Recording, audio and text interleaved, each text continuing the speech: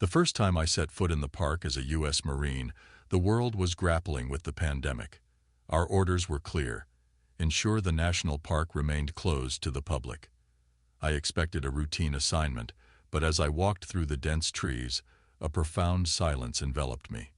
It was as if the forest itself was holding its breath, waiting for something to happen. The early morning mist clung to the tree trunks, creating an almost ethereal landscape. I had been in many places during my service, but this was different. There was a stillness that made my skin crawl. I tried to shake off the feeling, reminding myself that it was just a park, nothing more. As I ventured deeper, the path became less distinct, overgrown with untamed flora. The pandemic had left the park untended for months, allowing nature to reclaim its territory. It was during this aimless wandering that I first noticed the shadows. They seemed to flicker and dance between the trees, always just out of clear sight. I chalked it up to the tricks of light filtering through the leaves. I pressed on, the whispering wind the only sound accompanying my steps. It was then that the whispers started. Faint and indecipherable, they seemed to come from all around me. I stopped, trying to pinpoint their source, but they faded as quickly as they had appeared. I convinced myself it was just the wind playing tricks on me. The discovery of the old military installations was accidental. I stumbled upon a partly concealed bunker, its entrance obscured by overgrowth. The rusted metal door creaked ominously as I pushed it open, revealing a space that time had forgotten. The air inside was stale, heavy with the scent of damp and decay. Inside, the remnants of what seemed like a command center lay in disarray. Papers were strewn across the floor, and old equipment lined the walls. It was a snapshot of a past era, one that didn't seem to belong in a national park. My curiosity piqued. I began to sift through the documents, looking for any clue as to what this place was. The papers were mostly rotted and illegible, but I found a few that were still intact. They were military in nature, referencing something classified. The more I read, the more I felt a growing sense of unease. What were these experiments they mentioned? And why here, in the middle of a national park? I decided to delve deeper into the installations. Each room revealed more questions than answers. It was clear that whatever had happened here was meant to be kept secret. The eerie silence of the forest now felt more oppressive, as if it was hiding the answers to my questions. As dusk began to settle in, I knew I had to head back. The forest seemed to transform as the light faded, the trees casting long, menacing shadows. I couldn't shake the feeling that I was being watched. With every step, the whispers seemed to grow louder, urging me to uncover the secrets that lay hidden in the silent forest. The next morning, I returned to the park with a sense of purpose. The previous day's discoveries had left me restless, plagued with dreams of shadows and whispers. As I approached the old military installations, the air felt thicker, charged with an unspoken history.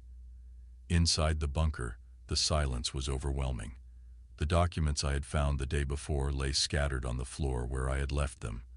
I started to organize them, hoping to piece together the story they told. Among the papers I found a map of the park, marked with locations that didn't appear on any public records. It was as if a hidden world lay beneath the surface of the familiar trails and picnic spots. As I delved deeper into the bunker, the air grew colder. I stumbled upon a room lined with old computers and machinery, their purpose unknown to me. The technology was ancient, predating anything I had seen in my military career. It was then that the first-time anomaly hit me. It was subtle at first, a mere flicker in my peripheral vision. Then, the room changed. For a moment, I was no longer in the dilapidated bunker, but in a bustling command center. Operators manned the machines, their faces focused and tense. I could hear snippets of conversations about dimensions and rifts, words that made no sense to me. And then, as quickly as it had appeared, the vision vanished, leaving me back in the silent, abandoned room. The experience left me shaken.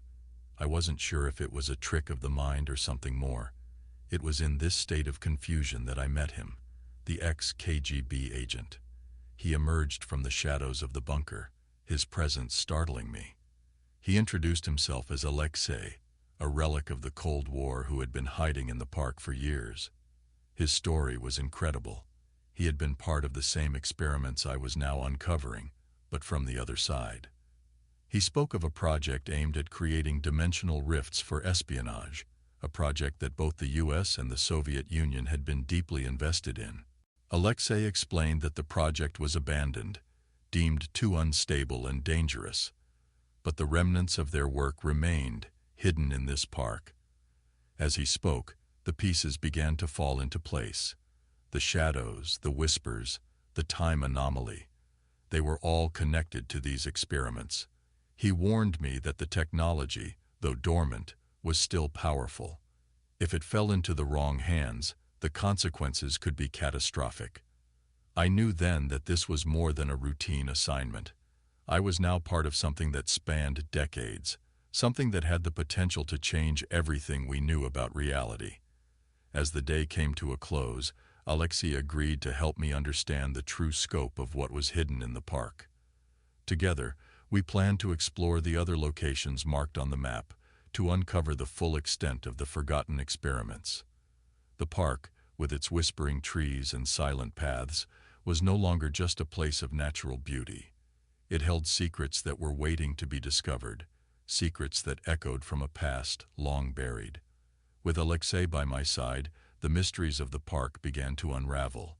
He was a living bridge to the past, his knowledge crucial in deciphering the true nature of the experiments conducted here. As we walked through the dense foliage, he explained the science behind the dimensional rifts, theories that seemed more like science fiction than reality. Our first destination was a remote cabin, hidden deep within the forest. According to the map, it was a secondary research site. The cabin, cloaked in overgrowth, looked abandoned. Inside, we found more equipment, similar to what was in the bunker. Alexei's eyes lit up with recognition. He began to explain the purpose of each machine, detailing how they were used to manipulate space and time. As we explored, we discovered a series of old tapes. They contained recordings of the experiments, documenting the progress and the eventual realization of their dangerous implications. The scientists spoke of rifts opening to other dimensions, but with side effects they couldn't control. The tapes ended abruptly, leaving an ominous feeling hanging in the air. It was in the cabin that we found the first piece of the puzzle regarding the mind control plan. Hidden in a locked drawer, there were documents outlining a secondary objective of the experiments, using the dimensional technology to influence and control human minds.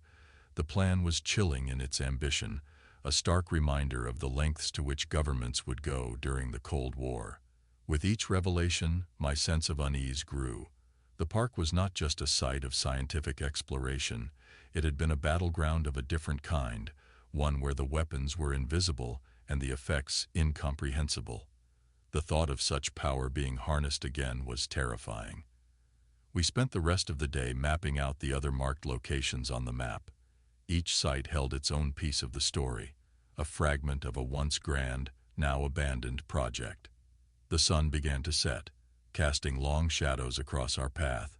The forest seemed to watch us, its silence no longer comforting. That evening, back at the bunker, we reviewed our findings. The more we uncovered, the more we realized how little we truly understood. The experiments had been far-reaching, their impact still lingering in the unseen corners of the park.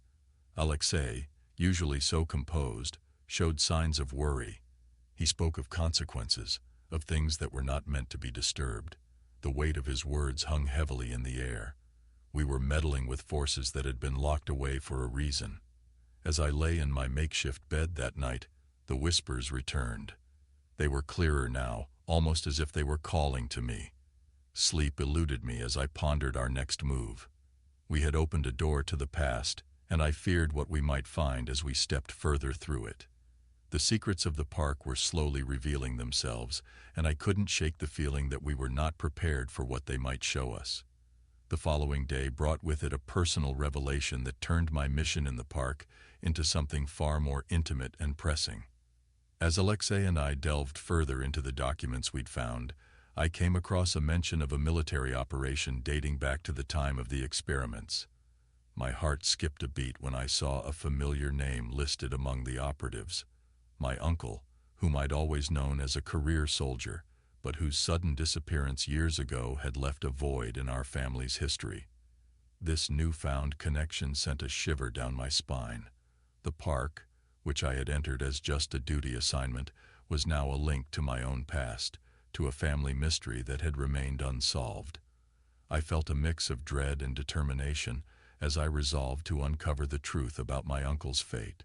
Alexei noticed the change in my demeanor, and, after learning the reason, agreed that this personal angle could provide us with more insight into the nature of the experiments. We decided to focus our search on areas of the park that might have been significant to my uncle's mission. That evening, as we traversed a particularly dense part of the forest, the air around us began to feel heavy, charged with an unexplainable energy. Suddenly, the tranquility of the park was shattered by a spine-chilling occurrence. Time around us warped, creating a disorienting sensation, and for a fleeting moment, I caught a glimpse of figures in military attire moving through the woods, figures that vanished as quickly as they appeared. Realizing these were more than mere hallucinations, I was filled with a mix of fear and awe. These anomalies were windows into the past, possibly connected to the very experiments my uncle had been part of. I wondered if in some twist of fate, I was being shown these glimpses for a reason. Our exploration took a more cautious turn after that. Each step was measured, each discovery scrutinized for its potential connection to my family. The artifacts we uncovered started to feel like pieces of a puzzle that, when assembled, would reveal the story of my uncle's disappearance. It was during one of these explorations that we experienced our first major confrontation. We had stumbled upon a clearing where the air felt electric, the ground littered with old military equipment. As we investigated, we were suddenly ambushed by a creature unlike any I had ever seen. It was as if the anomaly had brought forth a being from another dimension. The creature was ethereal, its form shifting and hard to focus on. It moved with a speed and agility that seemed to defy the laws of physics. Alexei and I barely managed to escape, our hearts pounding and minds racing. The encounter was a stark reminder that we were dealing with forces beyond our understanding. That night, as we sat by a small fire, the reality of our situation settled in. We were not just uncovering a forgotten Cold War experiment. We were stepping into a realm where the past and the present, the known and the unknown, converged. My mission had evolved into something much larger, a quest to unravel the mysteries of the park and to find out what happened to my uncle, a journey that I now knew would challenge everything I thought I knew about reality. As dawn broke, the park took on a deceptive calm, masking the turmoil of the previous day. Alexei and I resumed our investigation, but a sense of unease lingered. The encounter with the creature had changed something in the air, casting a shadow of doubt and suspicion over our mission. It was during our morning briefing that I first noticed the subtle shift in the behavior of one of my team members, Sergeant Evans. He had always been a reliable, straightforward Marine, but now there was a nervous edge to him, a furtive glance that didn't sit right with me. My instincts, honed by years in the field, sensed something amiss. As the day progressed, my suspicions grew. Evans's movements seemed calculated, his questions about our findings too probing. It was as if he was reporting our progress to someone else. Acting on a hunch, I decided to discreetly follow him during one of his routine perimeter checks. My suspicions were confirmed in the worst way possible. Hidden in a secluded part of the forest, I overheard Evans communicating over a secure line, reporting our discoveries and plans. The betrayal stung. He was a double agent, likely working for an unknown entity interested in the park's secrets. Confronting him was a tense affair. He tried to deny it at first, but the evidence was undeniable. Under pressure, Evans revealed a shocking truth. A shadowy faction within the government was attempting to restart the mind control project, using the pandemic as a cover for their activities. The stakes of our mission had just escalated exponentially. The realization that we were up against more than just the remnants of a forgotten experiment sent a chill down my spine. It wasn't just about exploring the past anymore, it was about preventing a potential future catastrophe. With no time to lose, Alexei and I decided to accelerate our search for the remaining pieces of the puzzle.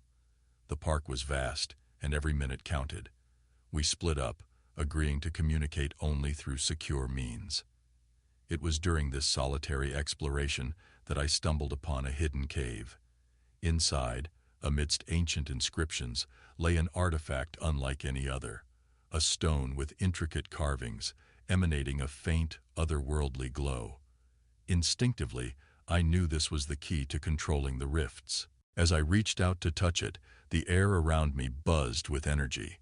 Visions flashed before my eyes, scenes of the past, glimpses of other dimensions, echoes of long-forgotten voices. The artifact was not just a tool, it was a gateway to understanding the true nature of the experiments. I emerged from the cave with the artifact in hand, a sense of purpose renewed. The betrayal of Evans had been a bitter pill to swallow, but it had also sharpened my resolve. The artifact was the key to unlocking the mysteries of the park and stopping those who wished to misuse its power. As the sun set, casting long shadows through the trees, I realized the true nature of our mission. It was a race against time to piece together the fragments of a hidden truth, a truth that held the power to change everything. The silent forest, with its whispering winds and flickering shadows, held its breath, waiting to see what path we would choose. The revelation of a government faction trying to restart the mind control project weighed heavily on me as I made my way back to rendezvous with Alexei. The artifact in my possession felt like both a burden and a beacon of hope. It was the key to closing the rifts, but also a magnet for those who sought to exploit its power. Alexei and I reconvened in the bunker. His expression turned grave as I recounted my discovery and the betrayal of Sergeant Evans. We knew we had to act swiftly. The shadowy faction was likely already mobilizing to seize control of the situation, and we needed to stay one step ahead. Our plan was twofold. First, we needed to understand how to use the artifact to close the rifts. Its energy was potent and untamed, and harnessing it would require precision and care. Second, we had to find a way to expose the conspiracy without falling into the hands of those behind it. The bunker became our base of operations. We pored over the documents, correlating them with the information Alexei had about the experiments.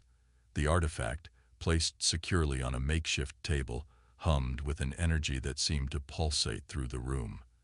As we delved deeper into our work, the anomalies outside grew more frequent and intense. The fabric of reality in the park was thinning, the barrier between dimensions weakening. We encountered more creatures, echoes of other worlds, slipping through the rifts. Each encounter was a harrowing reminder of what was at stake. Our breakthrough came from an unexpected source. Hidden in a false bottom of a drawer, we found a journal belonging to one of the lead scientists of the project. The journal detailed the theoretical basis for the artifact's power and offered clues on how to control it. It was a manual of sorts, written in a mix of scientific jargon and personal reflections. The journal spoke of the risks involved in manipulating the rifts. The scientist had foreseen the potential for catastrophe and had hidden the artifact to prevent its misuse. His words echoed through the decades, a warning to those who would tread where they should not. With this newfound knowledge, we began experimenting with the artifact. It required a delicate balance of will and respect for its power. The first attempts were clumsy, resulting in minor tremors throughout the park. But with each try, we grew more adept, and the artifact responded to our understanding. The challenge was not just technical, but also moral. The temptation to use the artifact for more than just closing the rifts was a constant battle. Its potential for power was immense, and we had to remind ourselves of our true purpose. As the days blurred into nights, our race against time became more desperate. We knew that the faction behind the mind control project would soon make their move, and we had to be ready. The park, with its ancient trees and hidden secrets, stood as a silent witness to our struggle, its fate intertwined with ours. Each step we took brought us closer to understanding the true nature of the artifact and the experiments that had birthed it. But with every answer, new questions arose, painting a picture of a past fraught with ambition and hubris. The path to resolving the echoes of the forgotten was fraught with danger, but it was a path we were determined to follow to the end. The tension in the air was palpable, as Alexei and I prepared for what we knew would be our final venture into the heart of the park's mysteries. The artifact, now somewhat tamed by our efforts, was our only hope in closing the rifts that threatened to tear the very fabric of reality apart. We were aware that the shadowy faction would be closing in, desperate to seize control of the artifact for their nefarious purposes. Our journey led us to the epicenter of the anomalies, a location deep within the park where the rifts were most concentrated. The forest around us was alive with unnatural phenomena. The trees seemed to whisper warnings, and the ground beneath our feet shimmered with unseen energies. As we approached the epicenter, reality itself began to warp. The landscape twisted and turned, creating a labyrinth of impossible geometry. We found ourselves in a disorienting world where up was down, and time looped back on itself. It was a realm of madness, born from the uncontrolled experiments of the past. In the midst of this chaos, we encountered the faction's operatives. They were armed and determined, their eyes filled with the zeal of those who believed they were on the brink of unlocking ultimate power. A fierce battle ensued, a dance of gunfire and evasion amidst the collapsing dimensions. Alexei and I fought with everything we had. Our training as soldiers kept us alive, but it was the understanding of the park's secrets that gave us the edge. We moved through the fractured reality, using the anomalies to our advantage, always keeping the artifact secure. The climax of our confrontation came as we reached the heart of the epicenter. Here, the rifts converged, creating a vortex of swirling energy. The operatives, realizing they were outmatched, made a desperate attempt to seize the artifact. In the ensuing struggle, the very air around us crackled with power, threatening to unleash a cataclysm. With a combination of luck and sheer will, we managed to activate the artifact's true potential at the critical moment. The energy it released was immense, a torrent of light and sound that enveloped everything. Reality buckled under its force, the rifts pulsating wildly before beginning to close, one by one. The operatives were swept away by the collapsing dimensions, their ambitions erased by the very power they sought to control. Alexei and I held on for what felt like an eternity, the artifact anchoring us as reality reassembled itself around us. When the tumult subsided, we found ourselves back in the familiar forest. The anomalies gone, the silence of the park returned. The artifact, its energy spent, lay inert in my hand. We had succeeded in closing the rifts, but the cost was evident in the scars the park bore, a landscape forever changed by the echoes of the forgotten. Exhausted but victorious, we made our way back to the bunker. The journey was quiet, each of us lost in our thoughts, reflecting on what we had experienced. The park was at peace, but the memories of what had transpired would linger, a reminder of the thin line between discovery and disaster. As we emerged from the forest, the first rays of dawn were breaking over the horizon. A new day was beginning, bringing with it the promise of a future free from the shadows of the past. The park, once a battleground of hidden forces, was now just a park again, its secrets sealed by our actions, its whispers quieted by the closing of the rifts. The morning after our harrowing experience, the park seemed transformed. The air was clearer, the forest more serene, as if nature itself had exhaled a sigh of relief. The rifts were closed, and with them, the anomalies and threats they had brought. The artifact, now just a lifeless stone, lay beside me, a solemn reminder of the journey we had undertaken. Sitting in the quiet of the bunker, Alexei and I shared a moment of silent reflection. We had faced the unknown, navigated through chaos, and emerged changed. The burden of the knowledge we carried was heavy, but there was a sense of accomplishment too. We had prevented a catastrophe, safeguarded a secret that was never meant to be unearthed. The personal connection to my uncle's disappearance, however, remained unresolved. The glimpses into the past had provided clues, but his fate was as much a mystery as ever. I had to accept that some answers were lost to time, echoes of a forgotten era that would remain silent. With the mission over, it was time to leave the park. As we packed up, I felt a profound connection to this place. It was no longer just a duty assignment. It was a part of my story, a chapter in my life that would always resonate with a mix of awe and melancholy. Before departing, Alexei and I agreed to keep the details of our adventure confidential. The world was not ready for the truths we had uncovered, and the risks of exposing them were too great.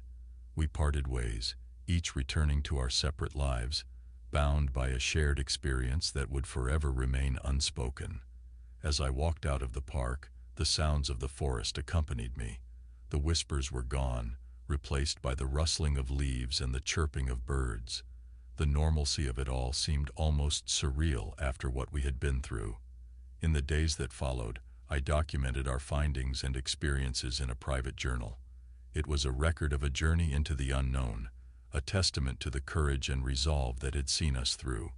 The journal would be my way of ensuring that the echoes of the past, though silent now, would never be completely forgotten. Returning to my regular duties, I carried with me a new perspective. The world was more mysterious and vast than I had ever imagined.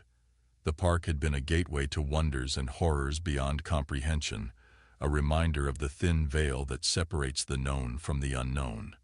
The story of the park, with its hidden secrets and silent echoes, was over, but its impact would linger. In quiet moments, I would find myself thinking back to those days, to the lessons learned and the mysteries uncovered. The park had changed me, and in its silent forests, I had found a deeper understanding of the world and my place in it. The echoes of the forgotten had been resolved, but they would continue to resonate within me. A quiet reminder of the adventure, the danger, and the truths that lay hidden beneath the surface of the everyday world.